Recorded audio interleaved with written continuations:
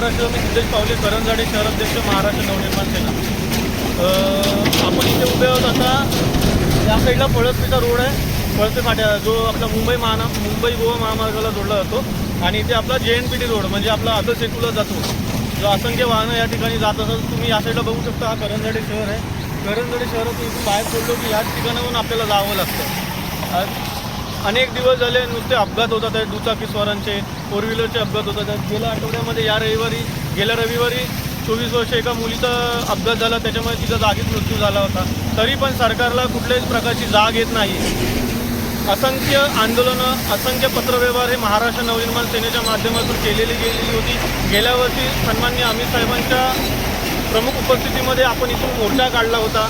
त्याच्यानंतर जी कामं झाली आहेत ती महाराष्ट्र नवनिर्माण सेनेच्या दणक्यामुळे, आंदोलनामुळे झाली आहेत. आता तरी पण अनेक ठिकाणी रस्ते तसेच आहेत. तुम्ही आता बघितलं की हा रस्ता एवढा खराब आहे की लोकांना मार्ग काढत जावं लागतं आहे. तुम्ही तर बघता हे खडी वगैरे आणून ठेवले आहेत. ह्याला 15 दिवस झालेला खडी आणून ठेवलेले. 2 दिवसा अगोदर ह्याला ही खडी भरली. परत 2 दिवसांनी हा तसाच रस्ता झालेला आहे.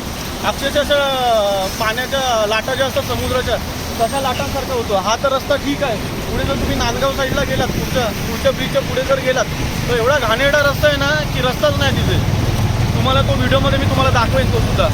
तर आमची राष्ट्रीय महामार्ग NHAला मागणी आहे की तुम्ही लवकरात लवकर चांगला रस्ता नीट करून द्या, नाहीतर महाराष्ट्र नवनिर्माण सेनेच्या रोषाला तुम्हाला सामोरं जावं लागेल. जय हिंद, जय महाराष्ट्र.